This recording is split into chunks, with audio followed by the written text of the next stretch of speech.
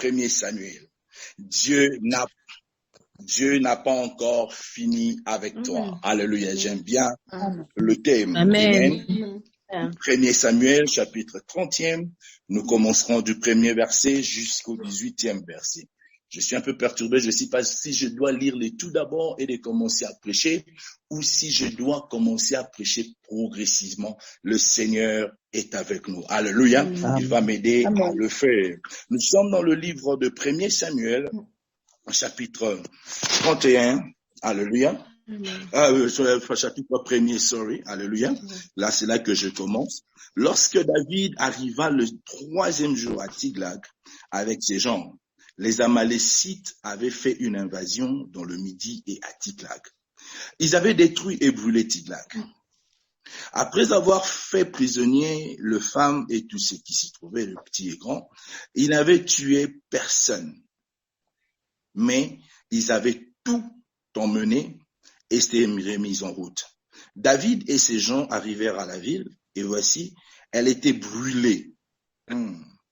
Et leurs femmes, leurs fils et leurs filles étaient emmenés en captivité. Alors David et le peuple qui était avec lui élevèrent la voix et pleurèrent jusqu'à ce qu'ils n'aient plus la force de pleurer. Les 2 femmes de David avaient été emmenées, Achinoam de Jezreel et Abigail de Carmel, femme de Nabal. David fut dans une grande angoisse, car le peuple parlait de le lapider, parce que tous avaient de l'amertume dans l'âme. Chacun à cause de ses fils et de ses filles. Mais David reprit courage et s'appuyant sur l'Éternel, son Dieu. Il dit au sacrificateur Abiatar, fils d'Achimélec, apporte-moi donc l'éphod. Abiatar apporta l'éphod à David. Et David consulta l'Éternel en disant, poursuivrai-je cette troupe? L'atteindrai-je? L'Éternel lui dit, poursuis, car tu atteindras et tu délivreras. Et David s'est mis en marche, lui et les 600 hommes qui étaient avec lui. Ils arrivèrent au torrent de Bessor, où s'arrêtèrent ceux qui restaient en arrière. David continua la poursuite. Alléluia. Amen. Avec 400 hommes. 200 hommes s'étaient arrêtés, trop fatigués pour passer le torrent de Bessor.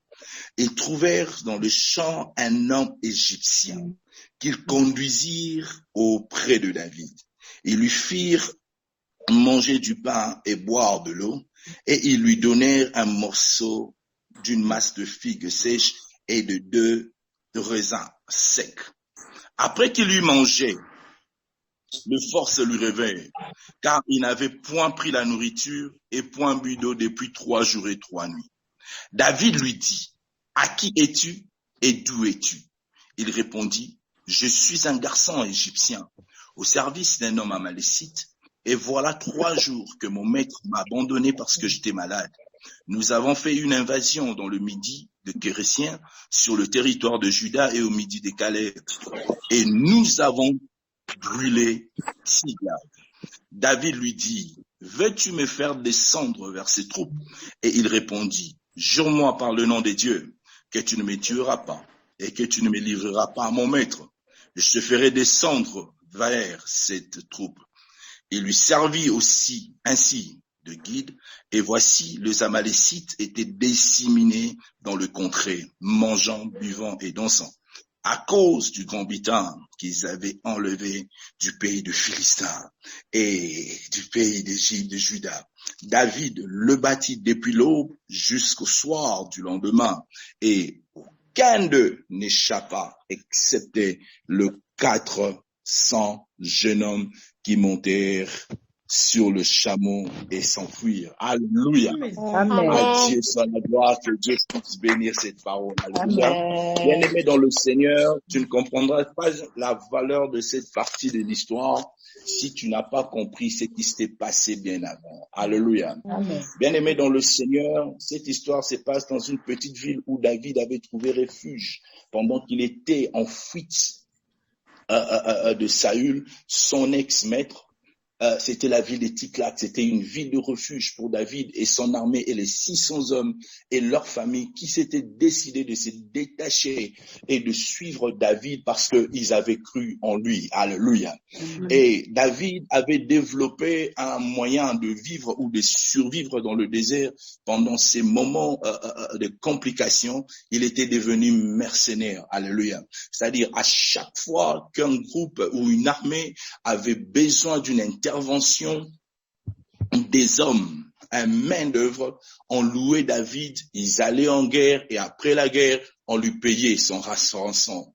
Et ce qui s'est passé dans cette histoire, c'était que David avait eu à avoir un contrat avec l'armée philistine. Alléluia. Souvenez-vous que David, au début de sa carrière étant militaire, étant guerrier, il a eu à humilier l'armée philistine en tuant Goliath. Et la Bible nous dit une chose, et après, pendant et tous ces temps de tourment, David s'était tourné vers ses ennemis. Alléluia. C'était des moments d'humiliation, de personnes qui lui considéraient, de personnes à qui David a eu à marcher sur eux, sur la tête. David est allé chercher à manger vers eux. Alléluia. Bien aimé, il y a des moments comme ça dans la vie chrétienne et dans la marche avec Dieu. Peu importe combien tu as appelé ou combien tu as cette onction, il y a des moments où Dieu va te passer dans des moments d'humiliation. Alléluia. Il y a des moments où nous avons l'impression que Dieu nous a abandonnés et nous nous posons la question, Seigneur, où sont toutes les promesses que tu nous as dit et tu nous as parlé? Amen. Tu m'avais dit, je deviendrai une personne élevée et je deviendrai une personne grande. Alléluia. Et la Bible déclare ceci. Et ces jours-là, David devait aller combattre dans le cadre ou sous l'armée philistine. Le général l'appréciait, mais lorsqu'ils arrivèrent sur le champ de bataille, il y a eu un souci. Le souci était que les princes philistins sont arrivés sur le champ de bataille. Et ils ont remarqué que c'était David qu'on avait encore une fois loué pour combattre Israël. Alléluia. Le prince philistin a dit non. Cet homme est dangereux. Il peut nous trahir sur le champ de bataille. Nous n'allons pas lui laisser combattre son royaume à nos côtés. Nous devons résilier son contrat. Le général aimait David, mais le prince n'appréciait pas David. Et le général se retrouvait dans une position où il ne pouvait rien faire. Il se décida d'aller dire à David pour lui dire, David, j'apprécie ton apport à mes côtés ou à nos côtés, mais pour ces deals, ça serait compliqué pour nous de continuer avec, parce que le prince ne t'apprécie pas. Bien aimé dans le Seigneur, c'était un choc pour David. David et son armée, ils ont eu à abandonner leurs femmes et leurs enfants et leurs biens derrière eux pour aller à la guerre. Parce qu'ils savaient qu'après cette guerre, ils auront quelque chose pour ramener à la ville. Et c'était la confusion totale, c'était l'humiliation et c'était l'opprobre. David a commencé à pleurer. Il a commencé à supplier ses gars. Il a dit non, faites-moi confiance et faites-moi faveur. Parce que je me mets dans la tête d'une personne, en notre contexte aujourd'hui, que tu sors de la maison sachant que tu y es parti chercher quelque chose parce que ta famille est restée en arrière. Ils s'attendent à ce que quand tu vas retourner, que tu emmènes quelque chose. Et on te dit, les choses n'ont pas marché. C'est comme nous avons eu à préparer. Bien-aimé, c'était la confusion et la désolation. Bien-aimé dans les Seigneurs, laisse-moi t'annoncer que toutes choses concourent au bien de ceux qui aiment le Seigneur. Dis Amen. Pendant qu'on était en train de résilier le contrat de David, quelque chose était en train de se passer dans la ville où David avait laissé sa femme et ses enfants. La Bible déclare ceci. Tout en étant déçu et confus, David et son armée de 600 hommes se sont décidés de retourner à la maison. Lorsqu'ils arrivèrent à Tiglac, là où ils avaient laissé leurs enfants et leurs butins, quelque chose s'est passé. Au-delà déjà du choc qu'ils venaient de recevoir, où leur contrat, où son contrat a été encore une fois résilié, automatiquement David se retrouve dans une situation que toute leur famille ne sont plus là où ils avaient laissé. Et la Bible déclare une chose, que tout a été brûlé et il n'avait plus rien à récupérer. Bien aimé, c'est ce que la parole du Seigneur dit dans le verset 23, verset 3. Alléluia. Amen. La Bible dit une chose. David et ses gens arrivèrent à la ville. Et voici. Alléluia. Soulignez le mot voici. Dans les autres versions, la Bible dit, David et ses gens arrivèrent dans la ville et ils ont vu. En anglais, la Bible dit qu'ils arrivèrent dans la cette ville avec des sceaux. Alléluia. Lorsqu'ils sont arrivés dans la ville, ce qui les avait frappés en première vue, ils ont vu que la ville était brûlée et que leurs femmes et leurs enfants n'étaient plus là. Alléluia. Amen. Bien aimé, la première réaction, c'est la confusion. Ne deviens pas esclave de ce que tu vois. Alléluia. Amen. Lorsqu'ils ont vu que c'était compliqué, il n'y avait plus rien, la première réaction, c'était qu'ils ont commencé à pleurer. Bien aimé dans le Seigneur, ils ont commencé à pleurer. Ils ont commencé à se dire des choses au point que les gens de David ont commencé à chercher à lui lapider. Bien-aimé, laisse-moi te dire une chose.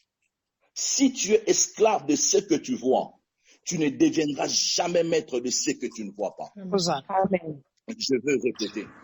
Si tu es esclave de ce que tu vois, tu ne deviendras jamais maître de ce que tu ne vois pas. Yes. Or, sache une chose, l'invisible contrôle le visible. Yes. L'immatériel contrôle le matériel. Le monde que nous vivons est physique et est contrôlé par des principes spirituels. Si tu es esclave du naturel, tu vas rater les surnaturels que le Seigneur prépare de faire pour toi. Alléluia. Si tu es esclave de l'ordinaire, tu vas rater les choses extraordinaires.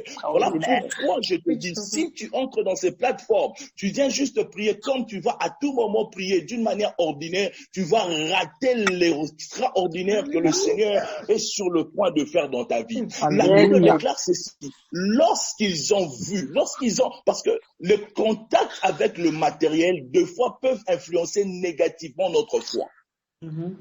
C'est que tu as vu, pendant que tu t'attendais à ce que Dieu te visite, durant cette année, tu arrives au mois de décembre, ce que tu as vu, ce que le médecin t'a donné comme résultat, ce que tu as eu comme rapport du travail ou du business qui est sur ta table, ce que tu es en train de voir t'emmène à faire une chose, avoir une réaction que David et ses hommes ont eu à avoir, c'était de pleurer. Ils ont commencé à pleurer. Et en pleurant, il y avait une insinuation derrière leurs pleurs. L'insinuation était quoi? Dieu nous avait abandonnés. Nous avons d'abord été abandonnés par l'armée philistine. Maintenant, voilà encore le mal, comme les gens aiment dire, les malheurs ne viennent jamais seuls. Comme les gens aiment dire, au-delà de problèmes, il y a encore un autre problème qui puisse apparaître. Où est Dieu? Alléluia. Est-ce que Dieu n'est pas en train de nous voir? Déjà, notre grand ennemi, Saül, est en train de nous poursuivre. Il y a eu encore cette résiliation de contrat. Maintenant encore, il y a eu cette perte de nos familles. Où est ce Dieu? Et ce qui est étonnant, pendant qu'ils étaient en train de pleurer, Dieu était calme. Ils étaient en train de pleurer et ils étaient confus parce que leur focus était sur ce qu'ils étaient en train de voir. Leur focus était sur des réactions physiques. Leur focus était sur le visible. Mais ils ignoraient ce que Dieu faisait dans l'invisible. Amen. Et automatiquement, qu'est-ce qu'une chose s'est passée? David, croyant qu'ils avaient tous perdu, mais les choses ont commencé à changer. La Bible déclare ceci, son peuple a commencé à menacer, à lui lapider parce qu'ils avaient l'amertume dans l'âme. Bien-aimé, fais très attention. Quand ton âme est dans l'amertume, de ne pas insulter Dieu et de ne pas lapider les hommes de Dieu.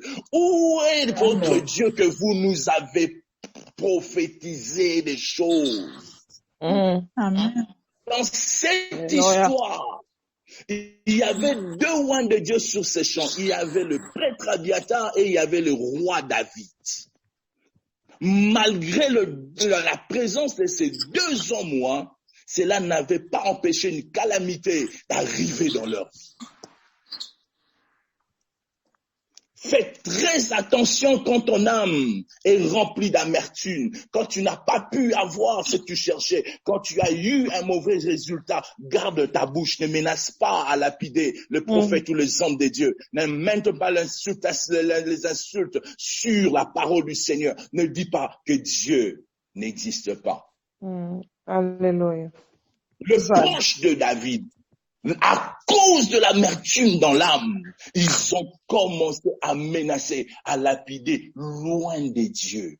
Bien aimé, l'amertume dans l'âme est quelque chose de très dangereux qui te rend aveugle de toute la gloire de Dieu passée dans ta vie. Les mêmes gens ont vu comment Dieu avait utilisé David. Ils ont vu comment Dieu avait utilisé David pour détruire Goliath. Ils ont vu comment Dieu avait utilisé ce jeune homme et il était devenu puissant dans cette armée. Mais à cause de la perte de quelque chose d'important, leurs âmes étaient affectées. C'était le moment de test. Alléluia.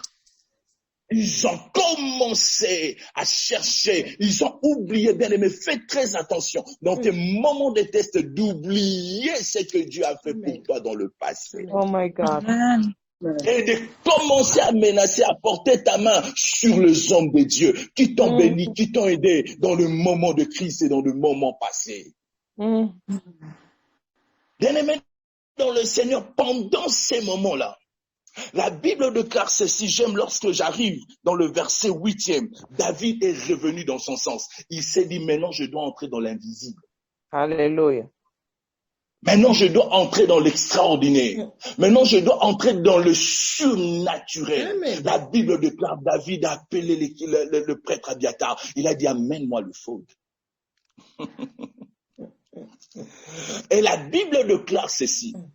Lorsqu'il entra dans l'invisible, en consultant l'Éternel, et là, de juste poser une question. Est-ce que je poursuivrai ces gens? Est-ce que je veux leur attraper?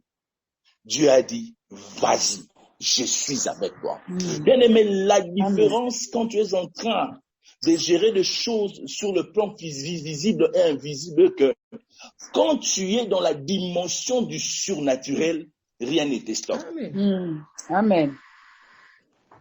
Tu vas remarquer dans le verset 9e, la Bible dit que David a pris ses hommes et David s'est mis en marche. Amen. Bien aimé, une personne qui opère dans le surnaturel, il n'y a aucune circonstance naturelle qui peut lui stopper à croire, Alléluia. même s'il ne voit pas.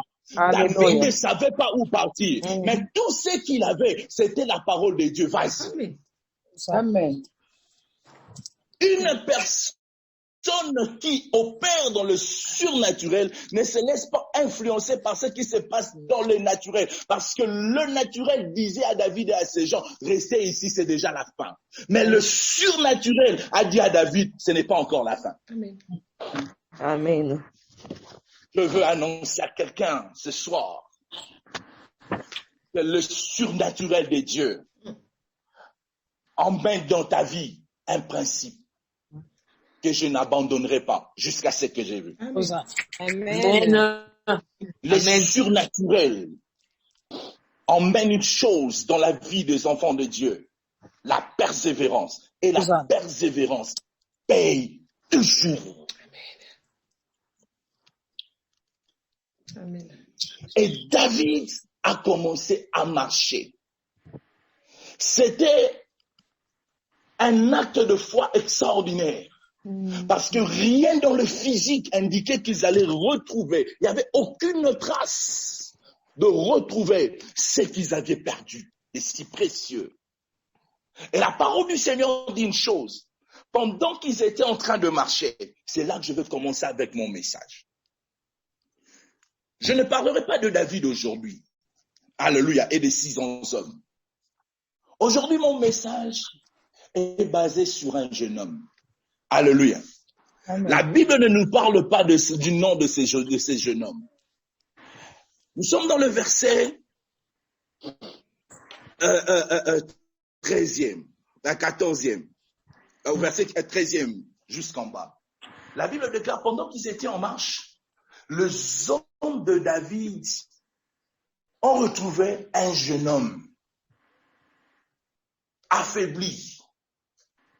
Ils ont pris le jeune homme, ils l'ont emmené chez David. Ils ont dit, nous avons trouvé ce jeune homme. David a dit, d'où es-tu? D'où viens-tu? Et de qui es-tu? Comme serviteur. Le jeune homme a commencé à s'expliquer. Il a dit, je suis un Égyptien, mais je travaillais pour un patron malécite. On a eu un rencard à faire et nous sommes arrivés quelque part. Nous avons trouvé le butin et nous avons trouvé les femmes et les hommes et les femmes et les enfants. Leurs hommes n'étaient pas là. Et notre patron, notre maître s'est décidé à faire de ces champs, de ces camps-là, et nous avons les esclaves et nous les avons emportés. Mais un incident s'est passé. L'incident, ce qui s'est passé était que je me suis rendu compte que j'étais malade. Alléluia. Amen. Et à cause de la maladie, mon patron, mon maître, s'était décidé de m'abandonner. Alléluia. Amen. Aimé dans le Seigneur.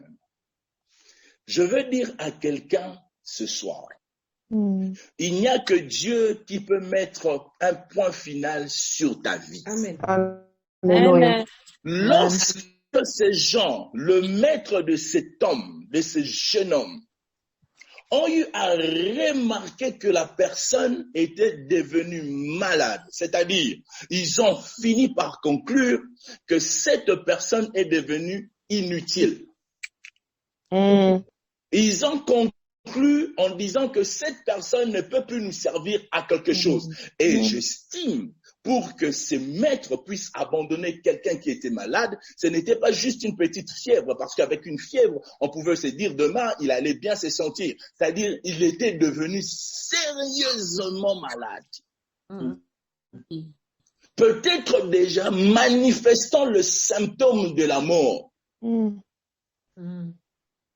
Et lorsqu'ils ont remarqué cela, ils ont dit que cette personne est inutile. Il ne va plus nous servir de quelque chose. Ce que nous devons faire, nous devons l'abandonner. Qui t'a dit que Dieu a déjà fini avec toi? Oh my God. Je parle à quelqu'un pour s'identifier à la vie de ce jeune homme. Yes. La Bible ne nous donne même pas le nom de ce jeune homme. La Bible nous dit seulement que c'est un Égyptien esclave. Bien-aimé dans le Seigneur, je parle à quelqu'un qui se croit être déjà abandonné par les autres ou par Dieu parce qu'il était devenu inutile. Bien-aimé, j'aime ce que ce jeune homme a dit. Ils m'ont abandonné parce que j'étais malade. Il a conjugué cela dans le passé, c'est-à-dire, alléluia, c'est-à-dire, au moment où il parlait avec David, la personne n'était plus malade. Maintenant, pose-toi la question, cet événement s'est passé pendant 3 jours. Comment est-ce qu'une personne peut aller d'être malade au point de mourir et après 3 jours, la personne est guérie?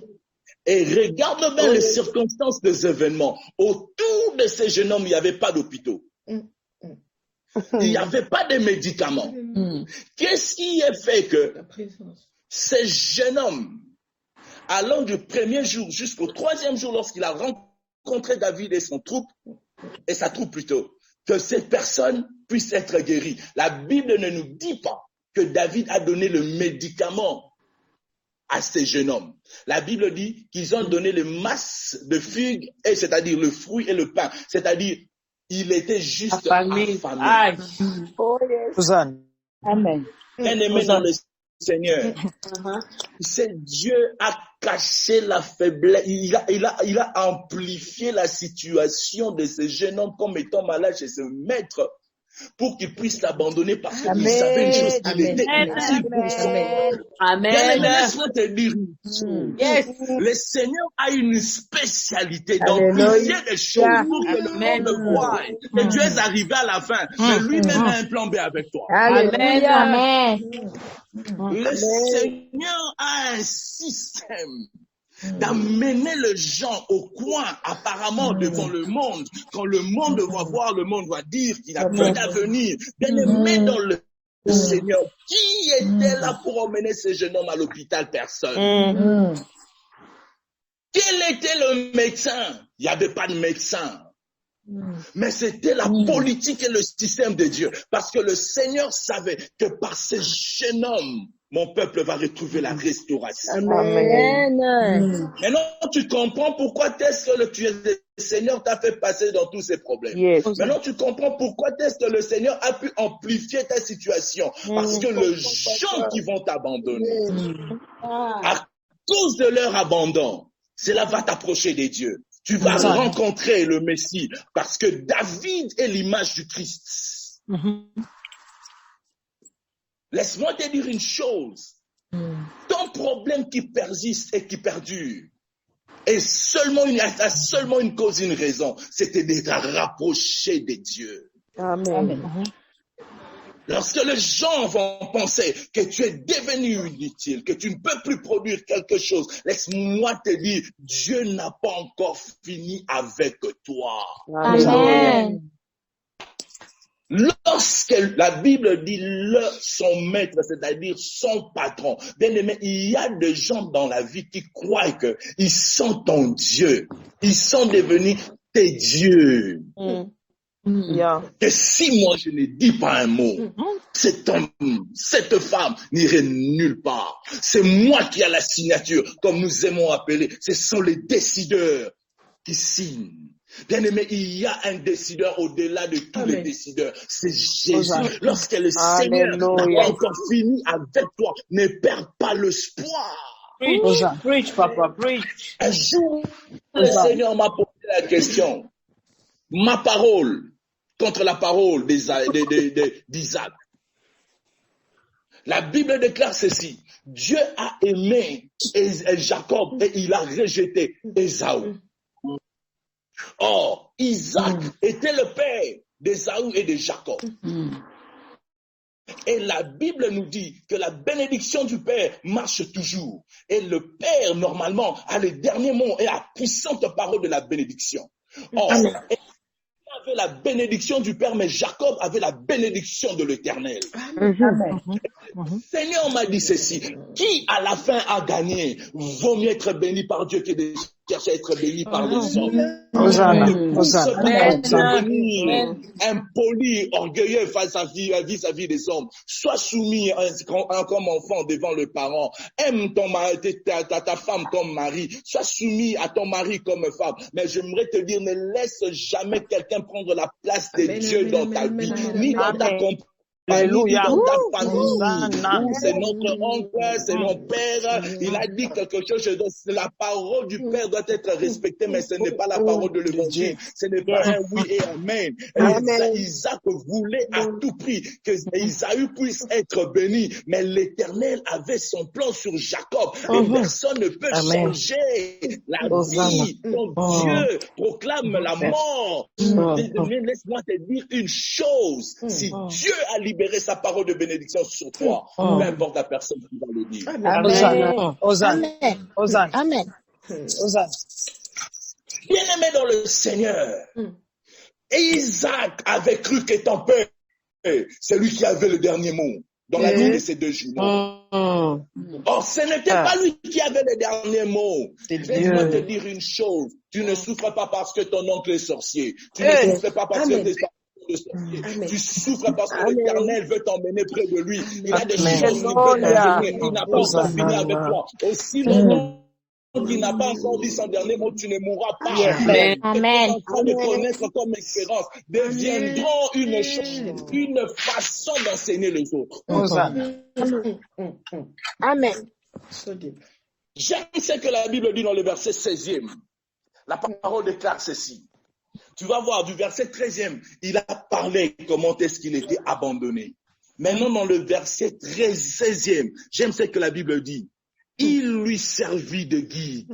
Bien-aimé dans le Seigneur, laisse-moi te dire une chose. De l'abandon, parce qu'ils ont cru que Dieu n'avait plus rien à faire avec cet jeune homme. Le Seigneur l'a fait quitter de la position d'être abandonné et l'a mis dans la position de devenir un guide. C'est-à-dire de devenir une référence. C'est-à-dire, non. Est-ce que si tu me comprends, dis Amen. Amen. Le Seigneur. Une personne qu'on a cru que sa vie était finie. Oh my God.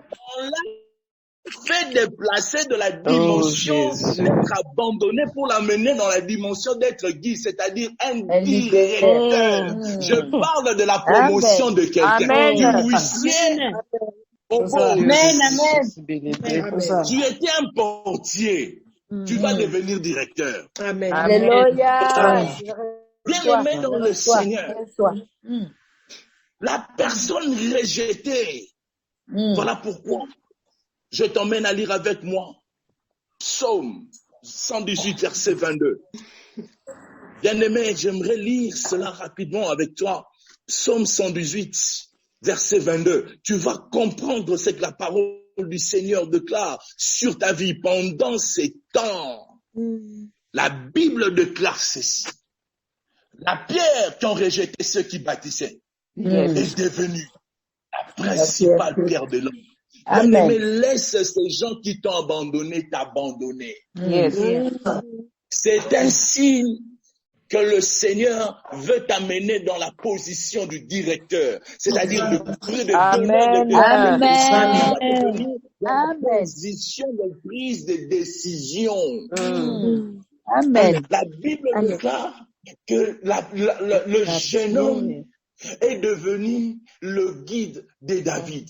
Or, si j'entre dans le Nouveau Testament, lorsque les trois mages ont eu à avoir le message que le Messie était né, la Bible déclare ceci. Ils ont eu à suivre son étoile et l'étoile était devenue le guide. C'est-à-dire, il n'y a que des personnes qui ont l'étoile de Dieu que les gens abandonnent. Amen. Alléluia. Amen, merci Seigneur. Bien-aimé dans le Seigneur, tu as été abandonné parce que tu as une étoile puissante de Dieu. Amen. Vis toute cette confusion parce que tu as une étoile de Dieu. Amen. Et la Bible dit qu'il devenait un guide. Par ton expérience, tu vas devenir le guide de plusieurs personnes. Amen. Les gens vont commencer à voir. Tu deviendras un monument vivant. Tu deviendras un exemplaire. Les gens vont venir vers toi pour se ressourcer. Les gens vont commencer à venir vers toi poser la question pour l'expérience. Comment tu as fait pour traverser cette situation? Comment tu as pour réussir? Qu'est-ce qui s'était passé? Quel est ton ingrédient? Qu'est-ce qui était ton secret? Qu'est-ce qui t'a rendu si fort? Qu'est-ce que nous devons faire? Bien-aimé dans le Seigneur. Tu ne peux pas devenir un expert ou avoir de l'expertise dans quelque chose si tu n'as pas passé dans cette expérience. Amen. Exact. Et c'est ce que le Seigneur est en train de faire avec toi. Le Seigneur est en train juste de ramasser une pierre qu'on a rejetée pour faire devenir la principale pierre de l'homme. La Bible déclare ceci, que ce jeune homme abandonné, heureusement que la Bible ne nous a pas donné son nom. Et j'ai compris pourquoi est-ce que la Bible ne nous a pas donné son nom. Parce que tu dois remplacer le nom de ce jeune homme par ton nom. Amen. Et en remplaçant le nom de ce jeune homme par ton nom, tu es devenu la personne qu'on a rejetée et que le Seigneur va récupérer rendre la personne incontournable malgré l'onction de David, malgré l'effort de grand prêtre Abiathar. Sans ce jeune homme, retrouver le troupe était impossible. Bien aimé, il y aura des choses qui seraient possibles seulement si les autres personnes commencent à se rattacher avec toi. Voilà là où le Seigneur est en train de t'amener. Dieu n'a pas encore fini avec toi. Ne laisse pas le visible que tu es en train de voir et de vivre aujourd'hui et déconnecter de Dieu. Il y a des choses que Dieu aimerait accomplir avec toi. Il y a des choses puissantes que Dieu veut faire avec toi. Mais si tu abandonnes à cause de ce que tu vois, tu vas tout perdre. Non pas seulement que tu vas tout perdre, la vie de gens vont mourir parce que toi, tu ne seras pas là en train de jouer ton rôle. Et au jour du jugement, le Seigneur va te poser la question par rapport à cela. Il va te dire, tu étais le guide, mais pourquoi tu n'as pas joué ton rôle? Et la Bible déclare ceci. Lorsque David s'est mis à suivre le sentier et le chemin de ce jeune homme, bien-aimé, laisse-moi te dire, ne dis pas que cette plateforme est dirigée par une femme, qu'une femme ne peut pas prêcher. Si Dieu oint quelqu'un, Dieu oint quelqu'un. Soumets-toi, obéis et suis. Il était un jeune homme bien-aimé dans le Seigneur. Il n'était pas israélite, il était un Égyptien, il était un circoncis, il n'était pas qualifié, mais le Seigneur l'avait utilisé pour encore une fois diriger le oint de Dieu, David. Amen. Tu ne sais pas qui Dieu va emmener sur ton chemin pour ta bénédiction.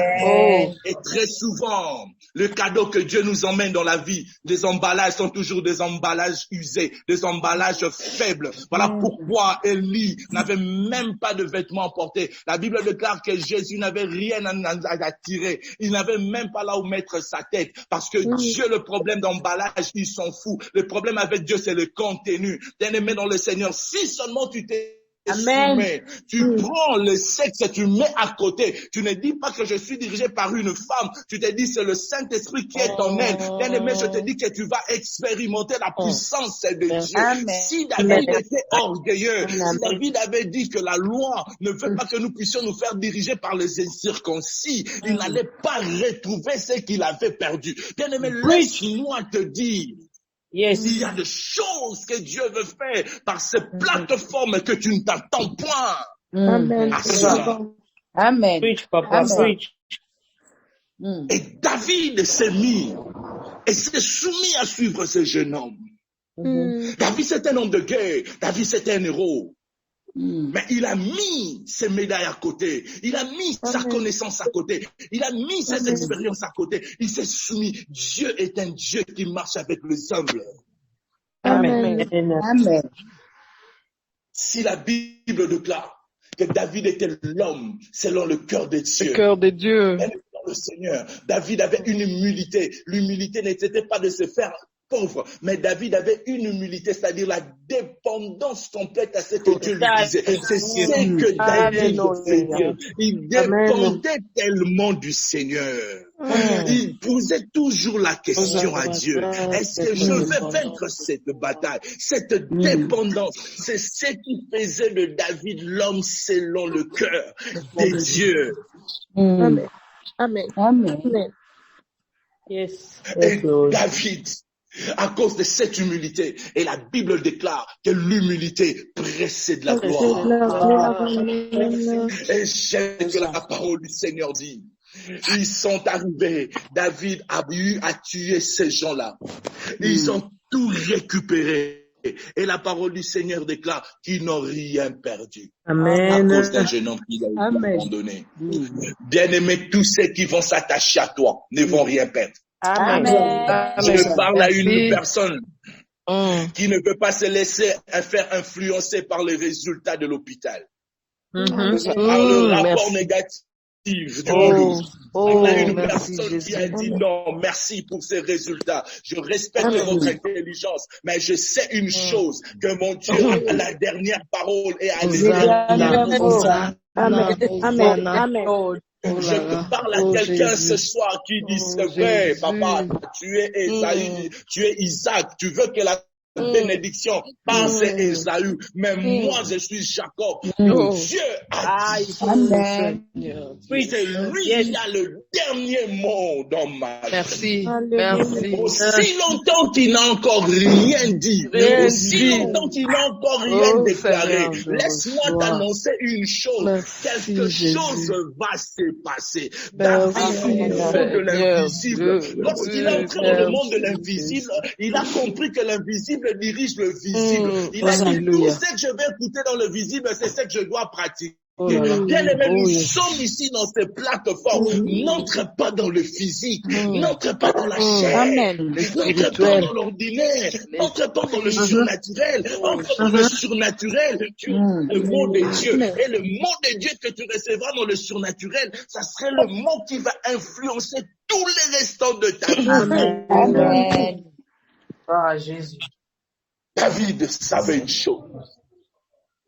Ma vie ne dépendait pas de ce que je suis en train de voir. Oh, Amen. Et Dieu l'a emmené dans Amen. une connexion divine. Amen. Bien-aimé, rencontrer ce jeune homme n'était pas une connexion naturelle. Amen. Je parle à quelqu'un que le Seigneur aimerait commencer à mener des connexions surnaturelles de ta vie. Alléluia. De personnes, de fois que tu trouveras inutiles, mais qui vont t'ouvrir de portes de choses surnaturelles. Ah oui. Le Amen. Seigneur aimerait emmener dans ton cercle, dans ton sillage, de personnes qui vont t'emmener à retrouver des choses que tu as eu à perdre. Hosanna. Merci. Dieu n'a pas encore fini avec toi. Amen. L'histoire de la Bible du début jusqu'à la fin a toujours une partie où nous prouvons que Dieu n'a pas encore fini avec l'être humain. Et si Dieu n'a pas encore fini avec toi, ne perds pas ton espoir. Alléluia. Ne pleure pas. N'abandonne pas la prière. Ne maudis pas Dieu. N'insulte pas Dieu. Ne te détourne pas de ta Bible. Alléluia. N'abandonne pas ton église. Merci. Merci. Parce que le Saint-Esprit n'a pas encore fini avec toi. Hosanna. Amen. Bien-aimé, je ne sais pas l'influence que les gens ont sur toi, mais je te dis, peu importe l'influence qu'une personne a sur toi, si c'est décide de t'abandonner, mets-toi à genoux, adore le Seigneur. Parce que sache une chose, quand une porte se ferme à gauche, le Seigneur est sur le point d'ouvrir une autre porte à droite. Alléluia.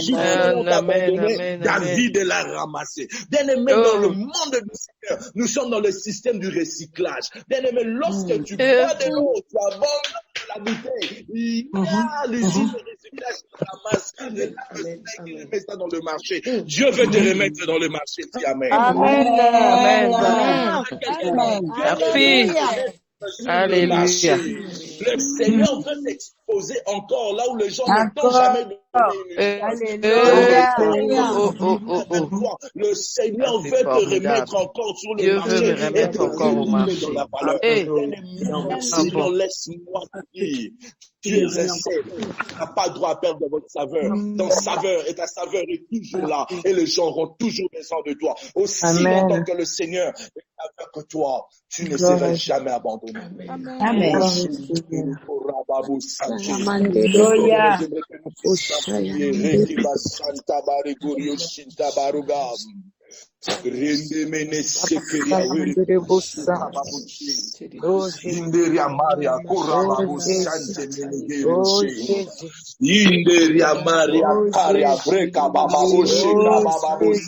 J'aimerais prier avec un jeune homme égyptien ce soir. Bien aimé, je suis en train de prier avec un jeune homme égyptien. Dieu ne nous a pas donné son nom parce que le nom de ce jeune homme, c'est ton nom. Remplace le nom de ce jeune homme égyptien par ton nom. Bien aimé, commence à prier le Seigneur.